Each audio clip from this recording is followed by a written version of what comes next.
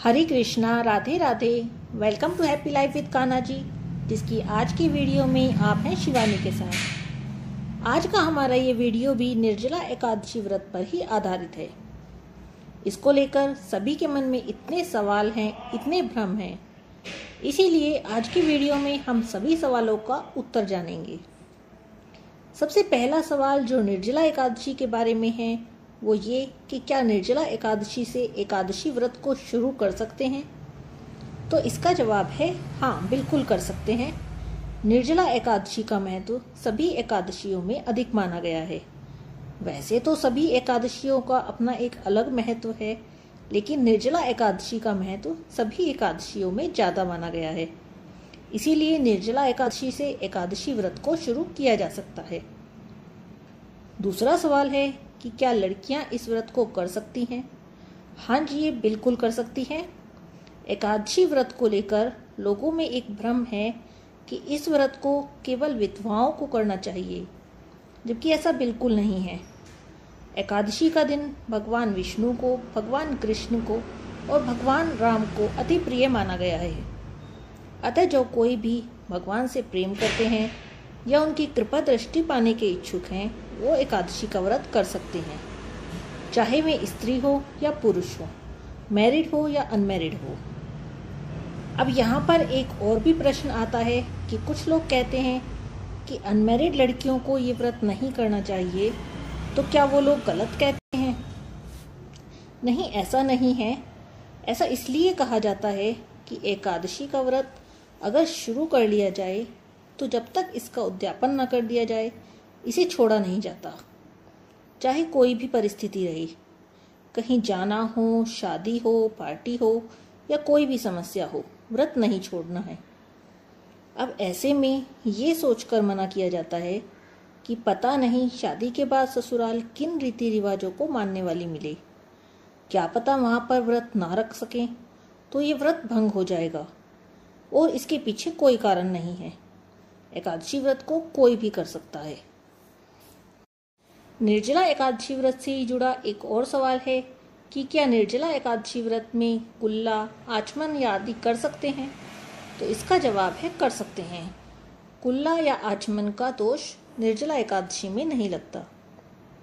अब किसी ने मुझसे पूछा कि अगर हम निर्जला एकादशी का व्रत निर्जला निराहारी रख रहे हैं तो क्या कान्हा जी को भी हमें जल का भोग नहीं लगाना है, उनको भी पानी का भोग नहीं लगाना है? तो मैंने कहा लगाना है, बिल्कुल लगाना है। जल का, दूध का, जूस का, फल का या किसी भी फलाहारी भोजन का भोग कान्हा जी को आप लगा सकते हैं। तो इस पर उन्होंने कहा कि जब हम अन्य एकादशियों में, दूसरी एकादशियों में कान्हा जी को अन्न का भोग नहीं लगाते हैं, तो निर्जला एकादशी पर जल का भोग कैसे लगा सकते हैं? एकादशी पर कान्हा जी को अन्न का भोग इसलिए नहीं लगाते हैं तो इसका मतलब ये थोड़ी है कि कान्हा जी व्रत करते हैं। माना जाता है कि एकादशी के दिन संसार के सारे पाप और दोष अन्न के भीतर वास करते हैं। इसीलिए कहा जाता है कि एकादशी के दिन किसी को भी अन्न नहीं खाना चाहिए, चाहे व्रत रखा हो या ना रखा हो, अन्न नहीं खाना चाहिए। इसी के कारण एकादशी को कान्हा जी को भी फलाहारी भोजन का ही भोग लगाया जाता है। इसके पीछे एक साइंटिफिक रीजन भी है, क्योंकि एकादशी 15 दिन में एक बार आती है, और यदि 15 दिन में एक दिन अन्न का त्याग कर दिया जाए तो इससे पाचन तंत्र भी ठीक होता है और शरीर की प्राण शक्ति बढ़ती है। अगला सवाल है कि निर्जला एकादशी को क्या सूर्योदय से पहले जल पी सकते हैं? जी हाँ, पी सकते हैं। जैसे इस बार निर्जला एकादशी 2 जून को है, तो 2 जून को सूर्योदय से पहले, सूरज उगने से पहले पानी पिया जा सकता है। एक और सवाल, निर्जला एकादशी का पारण कैसे किया जाए, किस चीज से किया जाए? निर्जला एकादशी व्रत का पारण जल के साथ, पानी के साथ तुलसी के पत्तों से किया जाता है। यहाँ पर यह ध्यान रखना चाहिए कि तुलसी के पत्ते दांतों से नहीं चबाए जाते, पानी के साथ उन्हें सीधा ही निगला जाता है। तुलसी के पत्तों को अगर दांतों से चबाया जाए तो दांत खराब हो जाते हैं। एकादशी व्रत से जुड़ा अब एक अंतिम प्रश्न, उन लोगों का जो किसी कारण से व्रत नहीं कर पा रहे हैं या उनके घर परिवार के लोग उन्हें व्रत करने से मना कर रहे हैं। कुछ लोगों की तो तबीयत खराब रहती है या व्रत रखने से तबीयत खराब हो जाती है। कुछ उम्र में छोटे हैं। ऐसे ही अनेकों कारण हैं जिसके कारण कभी कभी घर के लोग व्रत करने से रोकते हैं, मना करते हैं। ऐसे में दुखी होने की या नाराज होने की बिल्कुल भी ज़रूरत नहीं है। व्रत रखने का मतलब है अपने मन को भगवान के श्री चरणों में लगाना। केवल खाना बंद करने का मतलब व्रत करना नहीं होता है। भगवान की भक्ति में अपने मन को लगाना, किसी पर गुस्सा ना करना, झगड़ा नहीं करना, कलेश नहीं करना, किसी की बुराई नहीं करना, चुगली नहीं करना, केवल खाने पर नहीं अपने मन पर नियंत्रण रखना ही भगवान का सच्चा व्रत है। तो अगर आप किसी कारण से व्रत नहीं कर पा रहे हैं या आपको कोई मना कर रहा है तो आप एकादशी के दिन भगवान के मंत्रों का जाप करें, गोपाल सहस्त्र नाम या विष्णु सहस्त्र नाम का पाठ करें, श्री हरि का कीर्तन करें। इससे भी भगवान उतने ही प्रसन्न होंगे जितना कि व्रत करने से होते हैं। चलिए इससे जुड़ी एक कहानी भी सुनते हैं। एक बार की बात है, दो मित्र थे। दोनों भगवान को बहुत मानते थे, लेकिन दोनों को भगवान के मानने का ढंग अलग अलग था। रामू भगवान की पूजा को ही उनकी भक्ति मानता था। रोज मंदिर जाता, भगवान को स्नान कराता, पूजा करता, व्रत करता, कीर्तन करता, जागरण करता, सब कुछ करता। लेकिन भोला कुछ नहीं करता। रोज केवल सवा सेर का हलवा बनाता, भगवान को भोग लगाता, खुद भी खाता और प्रसाद गरीब और जरूरतमंदों में बांट देता। असहायों की सेवा को ही वह भगवान की भक्ति को मानता था। रामू वैसे तो भोला का मित्र था, लेकिन भोला की भक्ति का ये रूप उसे कुछ समझ नहीं आता था। वो उसे समझाता कि भगवान ऐसे खुश नहीं होते, उन्हें प्रसन्न करने के लिए तपस्या करनी पड़ती है, कठोर तपस्या। लेकिन भोला तो अपनी ही धुन में मस्त रहता। एक दिन दोनों में झगड़ा हो ही गया।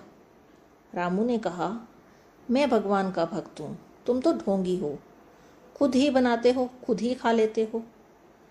भोला ने कहा, मानव की सेवा ही भगवान की सेवा है और मैं वही करता हूँ। अब दोनों में झगड़ा बढ़ने लगा। दोनों ही भगवान के परम भक्त थे और भगवान को अपना हर भक्त प्यारा है। इसीलिए उन्होंने नारद जी से कहा कि आप इनका झगड़ा निपटा कर आइए। नारद जी एक साधारण व्यक्ति का रूप बनाकर आए और बोले, क्या हुआ भाई, झगड़ क्यों रहे हो? कुछ समस्या है तो मुझे बताओ, शायद मैं समाधान कर सकूं। दोनों ने नारद जी को सारी बात बताई। नारद जी बोले, देखो भाई, मैं तुम्हारा समाधान कर सकता हूँ, लेकिन कल करूँगा, और हाँ, कल तक मैं तुम लोगों के साथ ही रहूँगा।